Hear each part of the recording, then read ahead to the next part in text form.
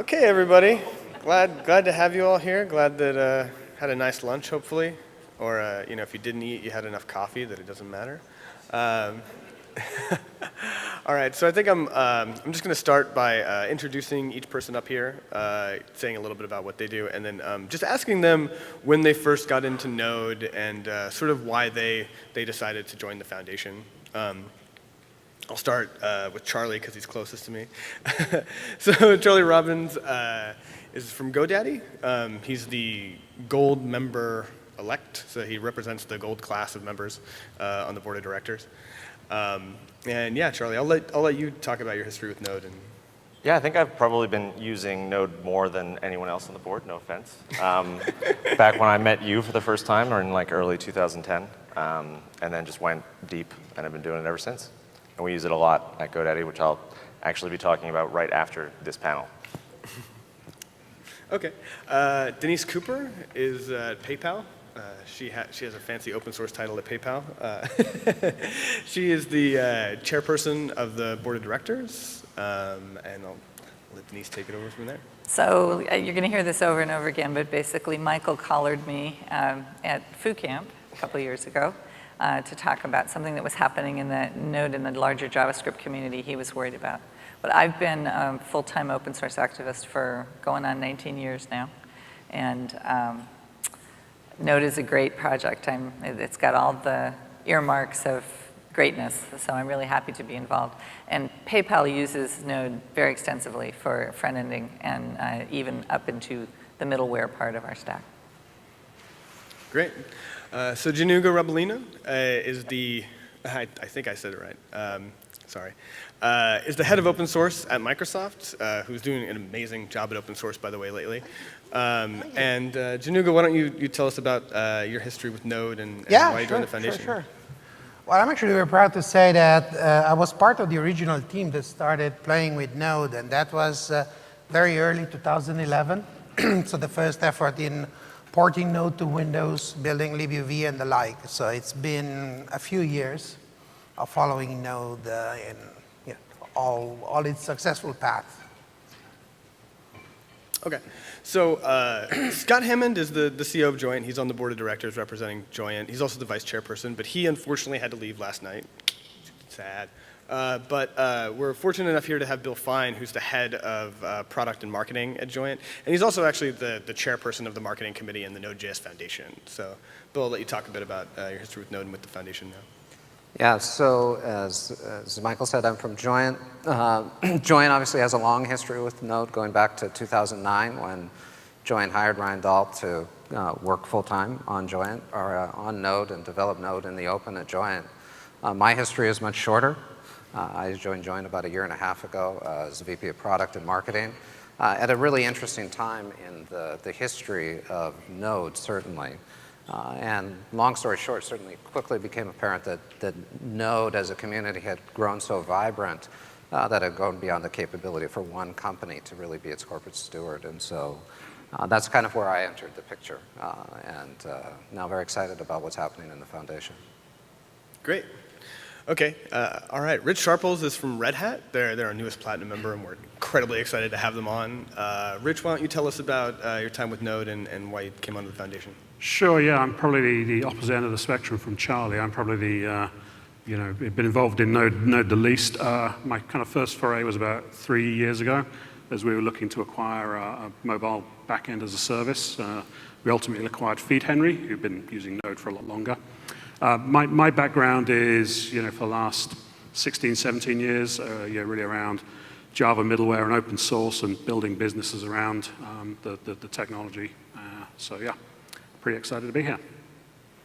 All right, great. So our first question is from Mariko, actually. We got this one on Twitter, and it was just, what does the board do? We were laughing about that earlier. So Januga and I have both been involved in Apache for a very long time. And some of the patterns of the way the Node Foundation works come from there.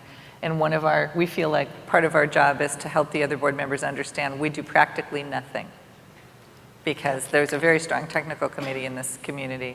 Our job is to help them as much as possible by providing services they ask for and generally getting out of the way of the technical development direction of Node. Absolutely. You typically see boards doing 3 types of job. They set strategies and directions, they provide oversight, and they are sort of a last recourse if something goes wrong. Right. We can and will do the last 2 to an extent, but only as an exception. We definitely don't want to get involved with the first one. The strategy, direction of Node and other projects that may come into the foundation belong to those projects. This is not something we have any plans to influence. And Charlie, you came in, from the community into the board. Like, how do you feel things are going at this point with the board supporting the community? I think it's been a great year. We were talking about this on Monday's meeting. I think it's been a fantastic first 6 months. 2016 is going to be really a growth year, I think. We got it together, convergence happened, and now the TSC is really driving forward, and there's a lot of big challenges that are coming down, not just for Node, but for the language, right? Like, how is ES6 going to play a role? And I'm excited to see what they come up with. Okay. So this is an interesting question. So Node has 100% year-over-year growth for the developer community. So there's a huge community out there. What are the specific kinds of things that the foundation can do to support that community? I have an answer, but I shouldn't be the only person who talks. So. Yeah. I think the board has to really take the long view here. Technology, I know it's been at this conference super exciting, lots of change, lots of dynamism, but when you think about it, technology really does move at glacial paces in terms of broad trends. So I think we really do have to look at the very, very long term, over decades here. You think of ecosystems, Apache around Java, OpenJDK. We really, really do need to think of the long term and be mindful that this is not just another flash in the pan. This is not just a rock star for 2 years. We've got to think about this very, very long term. And I think that's part of the role of the board here. So I can answer from a slightly different perspective. So as Michael said, I chair the marketing committee, which is a subcommittee under the board.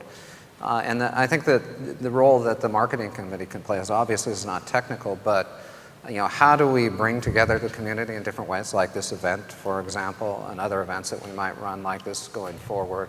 How do we equip people with the kinds of tools that they need, not the technical tools, but maybe the kinds of case studies that they might use to advocate for broader adoption of Node within their own enterprise, or things like that, sort of the non-technical components that bring to the community together and help grow Node and accelerate the adoption of Node. So those are some of the things that we're focused on from a marketing committee's perspective. Okay, so we had a host of questions related to really how can individuals be involved in the foundation and also in the board. So Denise, do you want to speak to that a little bit? Yeah, actually, if you guys listen carefully, you don't have to come to my keynote because there's a whole call out about this. But one of the things that I got interested in advocating for even before the foundation was formally formed was more community involvement. The bylaws of the foundation as written were about big companies that pay to play. And that's important. You want to raise money because some of the stuff that we need to do for Node is going to cost money, and it's good to have resources. But I don't want to get us too far away from the original ownership of the community going forward. And so making sure that the bylaws were modified so that members could be voted in from the community without spending any money just because of your good actions. And your attachment to the project is really important for me. And so later this year, you will be looking forward to the first election that we hold. The reason we haven't done it immediately is first we have to build a membership. So Michael made an announcement a couple of months ago now that was a starting thing, and we got an initial flurry of the sort of core code contributors. But to really be representative of Node, we need to have membership, that includes users, includes people who are just hoping to get involved, some newbies here and there, and so my talk will have a URL that you can go directly to become a member. If you're already a committer, it doesn't cost anything. If you're a student, it only costs $25. The most it could cost you is $100. And that is a really good way to get involved and do it soon. You do not have to be a member to join one of the working groups, and there are lots of them. There are lots of local language groups because it's a global project. So if your first language is not English, there's probably a bunch of other people that speak what you speak in one of those groups, and that's a great place to go. The classic way to get involved in an open source project always is to make a bug fix, get working on documentation. There are working groups for all of this stuff. So this is meant to be owned by the community. And we know that this model works because Apache has been cooking along for a long time now, using this similar kind of involvement. So we want the community to feel rich and prosperous, and that everybody that's involved in it can have direct action. And that's going to require that people show up and actually become members. I always thought of two different components. On the one hand, yes, you have to provide ways for people to get their representation upper and upper, so going from contributors to members to possibly participate in the board. But on the other hand, back to the argument that we really want the communities to be self-empowered, we need to make sure that this is not necessary. You don't need to become a member to contribute. True. That shouldn't be a barrier. So those two are always the two pillars that we But always you keep do need in to be a mind. member to be elected. Well, that's the other point, yes. Yeah. Yes. And can I just reiterate? I mean, there are lots of ways you can get involved, as Denise said. Don't feel intimidated that you've got to dive straight in and start committing up into some of the core projects. Documentation, filing bugs, internationalization, localization. These are all super, super important. You don't have to commit right up front. You can get involved gradually at your own pace with whatever suits your time available and your skills. So many, many ways to get involved. Yeah, just to echo that, I would say even taking that one step farther beyond committing, documentation, these kinds of things. One thing that we're actively looking for are stories of success, case studies, user stories, things that people that maybe are coming behind you, having to make cases within their own organization for bringing Node into their enterprise or considering it as an option. We want to tell those stories or the success stories. So if you have some of those, if you have case studies that you want to share, contact us. We're looking for ways to provide a forum for you to tell those. This project is largely run through GitHub, and Michael was telling me earlier that there's now a bit of work called help. There's a repository where you can pose a question if you're not sure where to start and there's something you want to get done. And there's a commitment that you'll get an answer there. The people have been sending those kinds of questions through to the core technical committee, and they're being generous to answer them, but really we'd rather they wrote code, So, but we understand it's a big world, and if you're new to it, it's a little daunting, and that's probably the best first place to go. And we're going to work on better resources on the website to help people understand, where to dive in, where to take a problem. But right now you can put in a request at help on our GitHub repository, and somebody will answer. Two more suggestions, if I may. The remit of the foundation is on Node.js core and a few projects that will come, but Node is really a platform. And all those modules that are out there, so contributing to an NPM module to the NPM registry means enriching the Node ecosystem as a whole, so it's important. Don't think only about, I cannot really contribute to the Node core. It's outside of my realms of expertise. There's plenty of modules out there that definitely could use your help.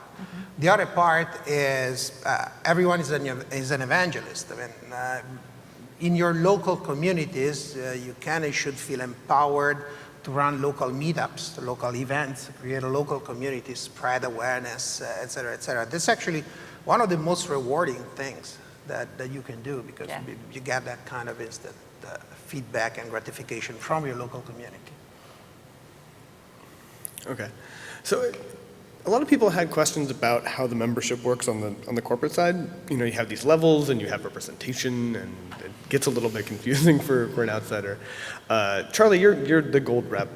Could you tell me a little bit about how that process works and what the Sure. So Dan Shaw and the Modulus folks and I chat. We have an email communication about sort of what their concerns are. I think it would probably be a better question for Brian at Groupon, because there are a lot more silver members that he probably talks to. Right. Well, let's talk a little bit about that process. So, like the levels of membership, and then how you get representation on the board and how that works. Just as a prior. Yeah, sure. Yeah, as like a prior art type thing. So there are 2 levels. Well, 3. Sorry, 2 that there are elections for. My apologies. 2 levels that there are elections for: silver and gold. Each one of those levels gets to hold an election among its members. And those folks, those companies, whoever the voting member is that's appointed by the company, gets to cast a vote. And then I think it's just a simple majority. I don't actually know what happens in the event of a tie. There's actually a formula depending on how many silver and gold reps there are. Right, because it's the +1 of the half or something. If there Yeah, were, so if there were more than 3 gold members, I think it's more than 6 gold members, there would be election for 2 seats. Got it. Right, so it's meant to be representative of the proportionally. Yeah, how many is it for silver? When does it kick 10. into 2? 10. So every 10 members, you get. Okay. But every platinum member is automatically a board member. That's Right. why there are 3 levels. Okay. And this is all about raising money for Node. Yeah. That's really what it's about. Well, and with that in mind, I mean, there is a big separation here between, you know, the money coming in and how that gets allocated and the technical resources. There's a bit of a wall there. Does anybody want to speak, you know, specifically to that wall and where the division of responsibilities are and how that kind of charter works? Well, Januga and I have already talked about it a bit. Do you guys want to say something about it? If not, we'll talk more. I think you covered it pretty well, but you know,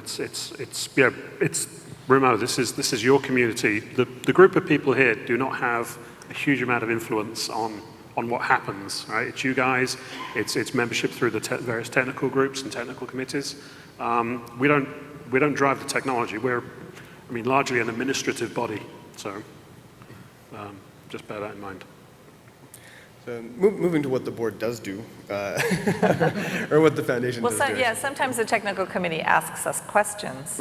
Our board proceedings are public, and so you can go see questions that we've been asked. We were asked initially to clarify the trademark policy a little bit. We get asked legal questions once in a while.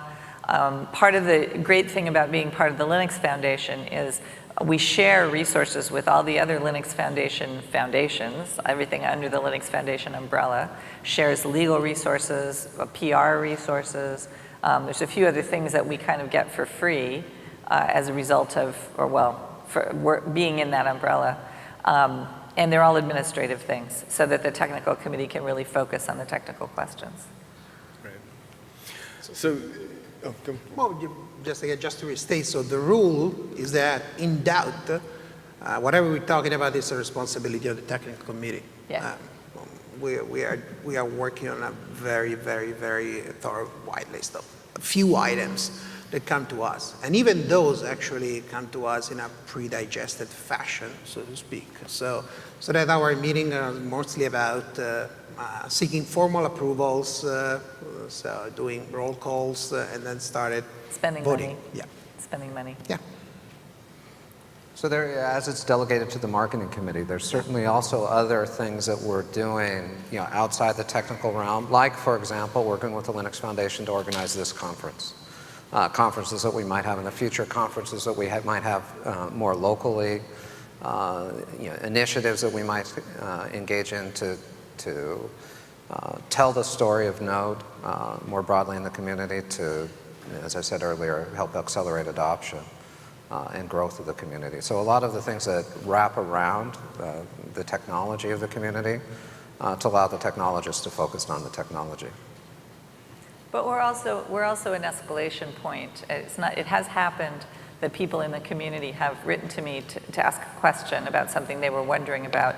If it's a technical question, I probably am not going to be able to answer it, and I'll be sending it to the technical committee. But since this is a new foundation, understanding the roles, and if something is bothering somebody, getting to the bottom of that quickly and transparently is something that we very much do own. And so, I would engage, I mean, I would encourage you guys to reach out to any board member with a question you have, if you need to ask a question. I'll take technical questions. So following up, Bill, could you tell us a little bit more about the marketing committee process and like how something like this conference kind of comes together on like a day-to-day basis? Yeah, so the marketing, it's a subcommittee of the, that acts as got representative from different members.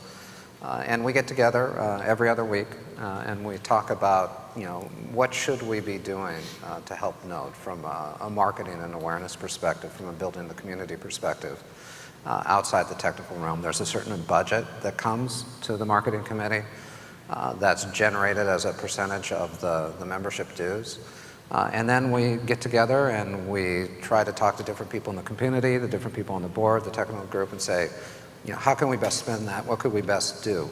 As I mentioned earlier, an example of that was we thought it'd be a good idea to have a conference in Portland in the middle of December, right, or at the beginning of December, to try to bring the community together. And hopefully this is something that you guys are seeing value from,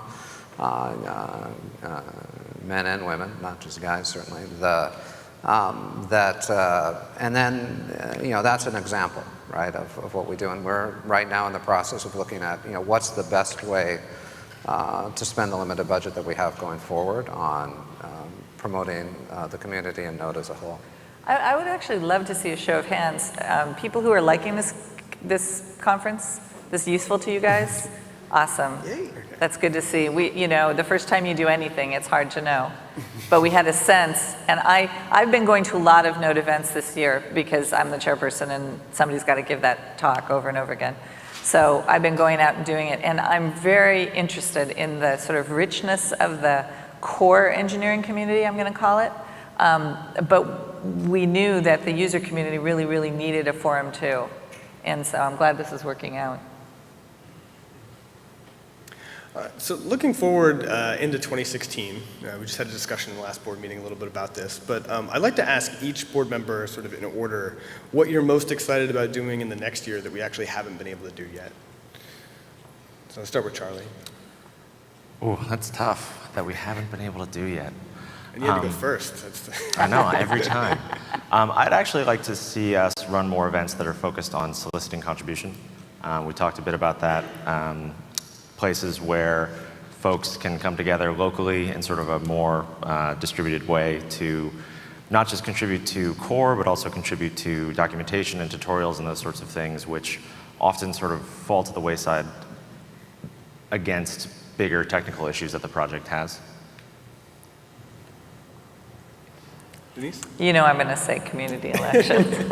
I'm really looking forward to getting community members on the board and getting the board used to the idea that the community has a voice. The technical committee has always been on the board by design, but their concerns tend to be technical, and I feel like we need to have community involvement at all levels. So looking forward to that election a lot. Right. To me, objective number one for every open source community should be finding more contributors. Much like companies are about finding customers, open source communities are about finding new contributors, ensuring long-term sustainability and ensuring diverse, thriving projects. I'm hoping this would be a key focus in 2016. Looks like we reached a point where from a technical standpoint there are challenges ahead, but there is a vision. So we need to execute on that vision and at the same time make sure that we stay as inclusive as we can and we involve as many people as we can, both within Node and around Node. So again, it's not just about core. Don't think of it as a spectator's game where you only get to see people who are super experts in managing events loops. There's much more to it. So from my perspective, I'd say a couple things. The growth of Node has been phenomenal. I think we've added something like 1 million users in the last year. Is that the right number?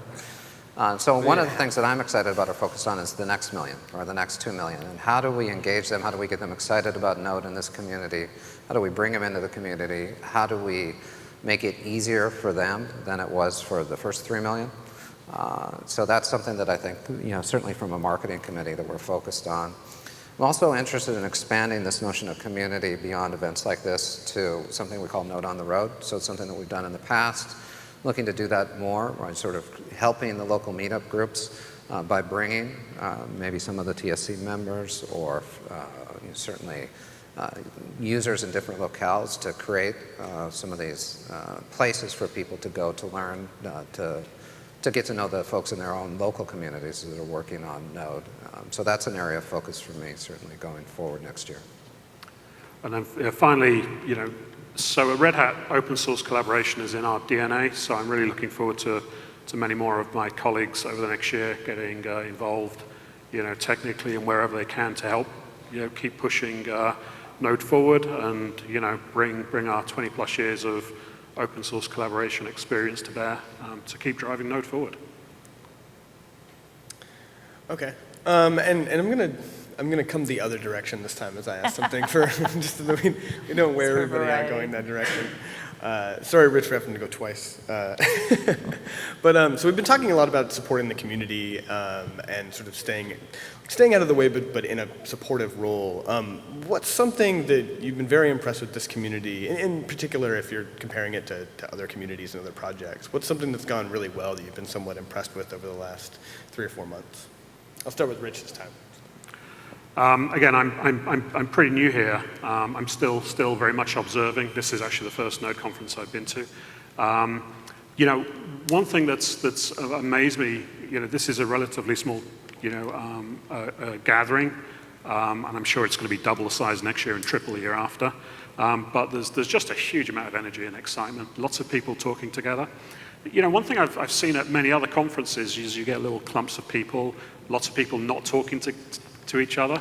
But every time I walk out into the hallways here, there's just a huge amount of discussion, impassioned discussion. That's great. That's just the energy level at this conference is as good as anywhere I've encountered any other conference. And I go to a lot of tech conferences, so trust me, there's some good energy here. One thing that's certainly struck me is the community, to echo on that. So when I really became familiar with Node was a year and a half ago, right? And it was a different moment, it's sort of a crucial moment in the history of Node. Giant had been the corporate sponsor, steward for Node for going on 6 years, and clearly began to grow. The community had grown beyond the capacity for Giant to manage it as a single sort of benevolent dictator model. We saw the fork, friction, then a move that was in the community that really grew out of passion. And I say that all to say the thing that has amazed me the most is that the ability of the community to come back together. So I know at Joyent, our sort of mantra became what's best for Node. I mean, that's how we thought about what really was a hard decision to let something so wildly popular go, right, to a certain extent. And then I saw that same attitude among really everyone, right, as they looked at what did they want to do going forward, sort of what was best for the broader community. And I think that's pretty rare. You don't see that a lot in these kinds of communities. So that's what I've been most impressed with, is really that characteristic of the community itself. Yeah, so to me, I have been 23 years now in open source, so that's quite a long time. The one thing that I find very refreshing about Node, about this conference, about the community in general, is that it brings me back to that hacking mindset and culture that we used to have in 1998, 1997. I mean, those were the years where there was a lot of creativity. Yeah. Now you show up at a lot of open source events and you see a lot of users, a lot of enterprises, and things seem to be moving at a slower pace in many places. But here, I mean, you see people doing genuine hacking of stuff that you wouldn't have imagined. This is one of the most creative communities around. I think that probably the language, the architecture, it lends very well to that, and it's really, really, really a welcome way for me to engage with a community. Yeah, it's great, isn't it? Yeah. I have to say, and of course I'm going to say this because I'm the girl, the diversity of this community is really inspiring. I have been in an awful lot of places where I was the only woman, and that's just not true in this community. There's room for everybody. It's a very big tent, and that is super exciting for me because back in the day, as he's discussing, everybody was super juiced and moving forward, but there were very few women in that super juiced group, and to walk into a conference full of every stripe of people you can imagine, but all really juiced about Node and doing super interesting things with it. The demos are always very, very exciting at one of the core developer meetups. So anyway, I think that diversity is going to be a huge strength of this community. It's sort of where open source needs to go anyway. I would say that Node is leading that. So for me, the thing that's impressed me the most in the last 6 months is the thing that sort of always impressed me about Node, and that is the technical resilience of the people that use it. So how many people in this room remember when every release would break something? Oh, yeah. Yeah. So Not majors, every point release. yeah, no, like every single week, Ryan would break something, and then you'd have to rewrite all your modules. And then we moved to NPM 1, and so you stopped having global modules. And then now in the last 6 months, NPM 3 completely changes most directory trees. You have a ton of new language features that in many other languages has totally fractured communities. I mean, look at Python 3 and those types of things, whereas we're just rolling with the punches and like moving forward. It's the sort of canonical example for an evolving language platform that I don't think has ever really happened consistently. And if the language continues to evolve and this platform continues to evolve with it in terms of features, I don't think there's anything that can stop it. That's great, yeah. I'll just put this to the whole panel, anybody who wants to chime in. But the project has gone through a lot of huge changes lately. And it also uses a lot of more modern tools, and it, at the same time has taken a lot of influence from prior generations. But is there anything that you think that future open source projects are going to learn from Node, or changes that we've been able to institute that is going to direct the kind of future of open source?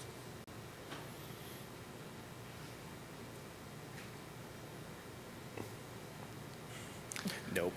I mean, it'll be interesting to see, like, I think we're deciding not to let everybody else talk. Oh, okay. I don't know. I think that what's happening with the incubation program and libuv and those types of things, and how those, I don't know much about Apache. Maybe you could inform me here how those, because obviously Apache has its own incubation program. It has. And then I actually have no idea how the larger org works, but if those things get incubated here, they could potentially eventually be sort of same level projects as those Yeah, things. the idea is they become top-level projects over time.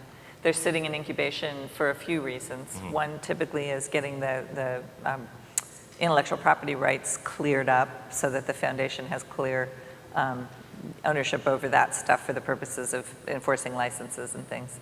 But another one is making sure that the people understand how this community likes to work. And I think Michael and the IOJS team did an amazing job documenting how this community likes to work.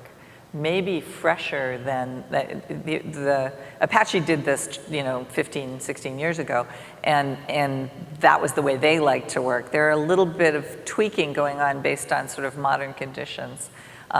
Notably, the CLA being a DCO that you just click through when you make a contribution. I think that's going to be a super interesting thing. The Linux kernel has been working with that model for a long time, but this is a very broad community, and I think it's going to be interesting to see how that one plays out. And then the graduation from the incubator of top-level projects. So how do those top-level projects communicate there? And I don't actually, Michael, maybe you speak to the sort of how it would work here if that was ever to happen. At Apache or here, because they're quite different. Yeah, exactly. That's what's maybe. So the top-level projects at Apache are called out. Apache has a regular reporting requirement. Mm-hmm. We're still working this out for Node, by the way. We've agreed to do an incubator. We've borrowed a lot of stuff from Apache, but until we've done it a couple times, we won't really know what works for this community. Interestingly enough, the state of the Apache incubator at this moment is sort of interesting. It was created, originally there was no incubator, and projects would come in and they were immediately top-level projects.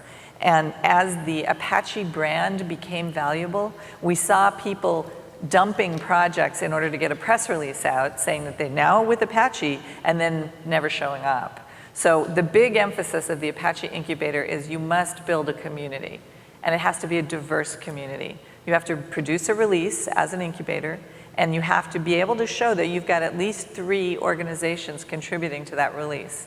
So that in our history at Apache, when a major contributor decided to leave a project, often the project would become a ghost town. So we're trying to make things a little more fault tolerant and, again, create participation across the community. So you don't get one company pushing an initiative and then running away from it, or you want everybody to work together. The model that Apache created, I like to put a slide up about dinosaurs around a watering hole. They're angry dinosaurs. They want to eat each other. So this is the big companies that work around Node. But because they see that there's a broader goal, getting water, they're willing to be peaceful, at least for this work. And that's sort of what we're going for in every single incubator. Let's make sure that everybody's working together on this. So I'd like to kind of weigh in a little bit. I applaud the foundation for making the decision to really leverage the Linux Foundation. Building the kind of structure for large-scale, open, collaborative, consensus-driven development is actually really, really hard. I mean, trust me, it's not easy. But the Node Foundation is leveraging Linux Foundation, Apache, others that have come before it and hit these problems. So we can actually focus on the task at hand, which is about building a great community, building great technology, and not have to worry too much about structure and licenses. So that was a very, very smart move. And that doesn't always happen with new open source projects. And I think many of the failures you see with open source projects, it's rarely the technology, it's rarely the adoption, it's often the governance and the structure that breaks it. So I think that was a great move. One thing that I think Node has the possibility to be is a model for balancing the tension between innovation and stability. Mm-hmm. And I think that one of the things that's made Node so popular is its ability to bring speed to innovation within enterprises. And I think that there's a model been put forth by the board and the foundation now that gives us a way to balance those. As Node grows up in some ways, right, and needs to begin to serve needs in the areas of stability, do that without losing its ability to innovate and aggressively. Yeah, I mean, just to pile on that, again, as an observer, having worked with other open source communities, 2 examples. There's the long-term support initiative. That's a very sophisticated, very, very mature delivery model. It took other open source communities literally decades to get to that level of maturity. And here at Node, you have that in the first 5 years, which is pretty amazing. And also the reaction to security, embargoed security fixes. Again, very, very tough process, coordinating lots of people, and within the first 5 years, the Node.js Foundation is able to do that, without having to break into too much sweat. I'm sure there was lots of sweat, blood, and tears over that, but most people wouldn't see that. So I think we can credit to those that made that choice of leveraging in true open source fashion, building on the shoulders of giants. So that's great. You got one? But without these considerations, I mean, and considering the state of the community and the fact that, again, it seems to be a very creative, very active, very vibrant community, I think that this foundation has what it takes to provide the blueprint for others to follow, become a sort of an Apache 2.0 in a way. The moment that, Apache is doing fine, it's thriving, there's lots of projects over there. The model that we're seeing here as Node is slightly different. You can see the difference on an organization based on a centralized source code management versus an organization based on decentralized. And it's very fascinating to see.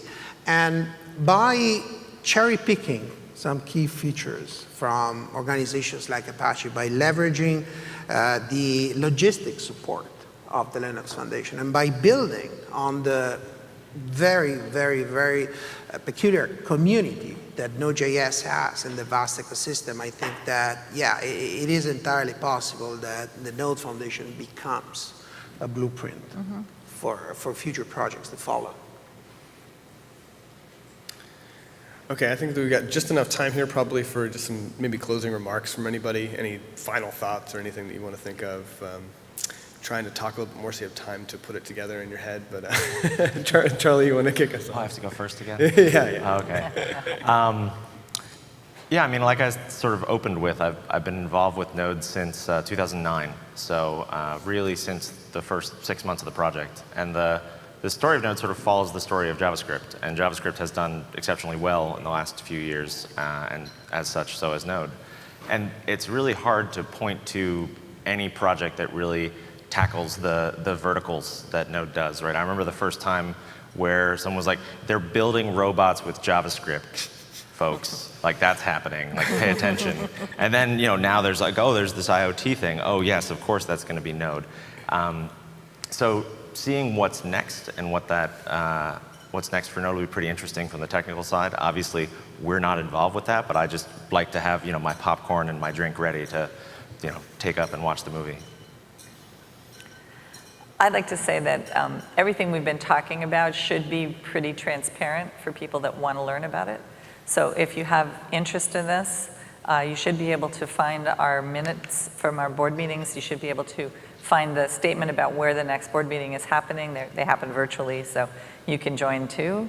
And you should, be able to find pretty much everything. And if you can't, you should definitely let us know if something's not straightforward to you, because transparency is one of the secret sauces of open source. And we have to work hard to maintain that transparency. Even in the longest standing open source projects, this is a constant thing, because it's really easy to have a hallway conversation.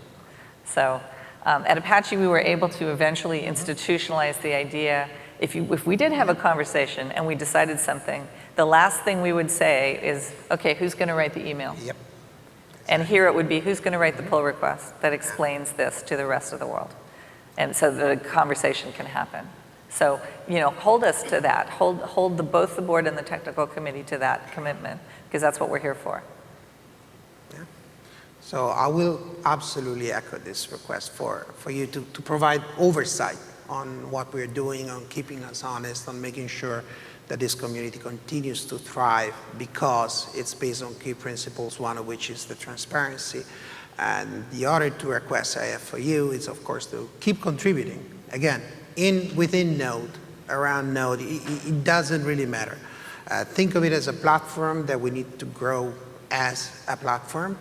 And the other request is keep on evangelizing, keep on going out there and talk about Node. Find more people, because, again, we need more contributors. We need as many as we can get. And I hope that next year we can come back and have another board panel where hopefully we will be able to say, yeah, we did pretty much nothing this year. Yeah. Yeah. I need you to approve the new budgets, that's though. it. Like, We'll have the champagne ready. Exactly, exactly. I mean, to me, that's a key success factor. And at the same time, having a big audience in front of us of new contributors, new and existing contributors to Node. Well, I said earlier, as we were making the decision earlier this year to create the Node Foundation and move it into the Linux Foundation, and step back to a certain extent from Node, our mantra was what's best for Node. And it was easy for us to say that because our company is really built on Node, right? So we have, if you don't know us, we're a cloud provider, and we have a platform called Triton that provides cloud infrastructure.